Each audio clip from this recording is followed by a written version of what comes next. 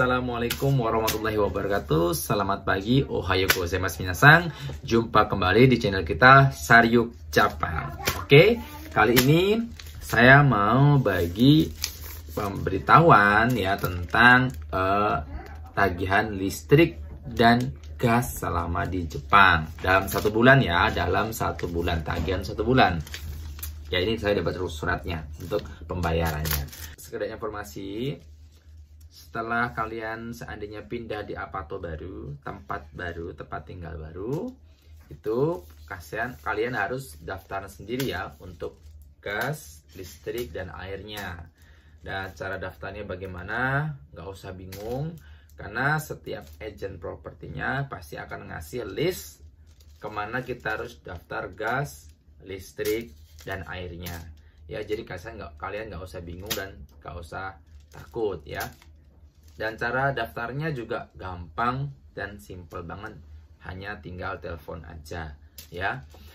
Nah, itu juga kalau kita punya rekomendasi sendiri untuk perusahaan gas listriknya juga boleh, nggak harus sesuai yang dikasih sama Fudosangnya. Jadi bebas ya pilih perusahaannya. Tapi saya karena pertama untuk sewa apartemennya baru sendiri, jadi saya ikut rekomendasi dari Fudosangnya atau agent propertinya ya, seperti itu, tinggal telepon aja.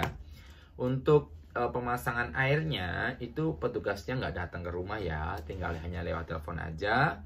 Nanti meterannya mau diaktifin dari tanggal berapa, hanya itu aja. Jadi nggak perlu datang karena sudah tersalurkan ya airnya ke rumah kita. Nah, yang petugasnya datang yang harus kita temuin itu petugas gasnya ya, karena untuk pemasangan ke kompor ya, kabelnya itu, selangnya, dan juga ngecek panas ofuro-nya, air panasnya keluar atau enggak ya, seperti itu. Karena kadang-kadang pasti ada masalah, kayak tempat saya kemarin waktu saya pemasangan gasnya, air panas saya di ofuro saya nggak keluar. Nah, ternyata ada komponen yang harus diperbaikin, jadi petugasnya juga perbaikin. Dan petugasnya datang nggak banyak ya, saya cuma 1 orang aja dan cepet banget kerjanya, jadi gampang dan simple ya. Itu untuk yoyakunya tinggal telepon aja ya, untuk gas, air, dan listriknya. Kalau gas sama air saya pakai satu perusahaan, gas sama listrik saya satu perusahaan. Untuk airnya saya perusahaan yang lain ya, seperti itu. Untuk pembayarannya itu biasanya ada 2 toh, mau yang auto debit dari credit card juga bisa, atau bayar sendiri lewat kombini. Saya pilih yang lewat kombini ya, jadi dapat pemberitahuan setiap bulan berapanya, jadi tahu, bisa terkontrol biaya bulan listrik saya boros atau enggak. Ini saya akan sepil ini biaya listrik saya dan gas dalam 1 bulan di bulan 2 ya. Jadi bulan 2 itu bulan peralihan dari Fuyu musim dingin ke Haru ya, semi. Jadi hawanya masih dingin ya, masih kadang hujan juga ya. Bahkan di Tokyo kemarin bulan 2 baru turun salju ya. Jadi masih sering pakai AC ya, seperti itu ya.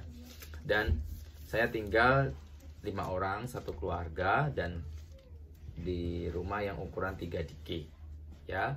Dan istri saya keseharian masak terus, karena buat bento anak saya 3 sekolah semua setiap hari, dan 4 sama saya, jadi masak setiap hari, jadi gasnya pasti sering terpakai. Begitu juga untuk ofuro ya, pemanasnya setiap hari pakai air panas karena dingin, musimnya masih dingin ya. Jadi itu ngaruh banget ya, musim di Jepang ini ngaruh dengan pemakaian gasnya dan listriknya. Apalagi yang pakai stobu ya, listrik itu juga akan makan banyak banget listriknya. Oke, saya akan sepilkan tentang pembayaran dalam 1 bulan. Oke ya, saya akan buka. Oke, ini berikut struk pembayaran listrik dan gasnya ya. Untuk airnya saya sepil di lain kesempatan. Ini untuk gasnya, ini gas Ryokin Hyono Ushirase ya. Ini pemberitahuan tentang pembayaran gasnya. Nah, pembayaran gasnya ini dalam 1 bulan, bulan 2 ya. Ini dari bulan 1 sampai bulan 2, 1 bulan. Ini saya habis 8.419 yen. Nah, kalau dirupiahin sekitar 850.000 ya untuk biaya gasnya ya, karena sering masak dan sering pakai air panas waktu di ofuro ya.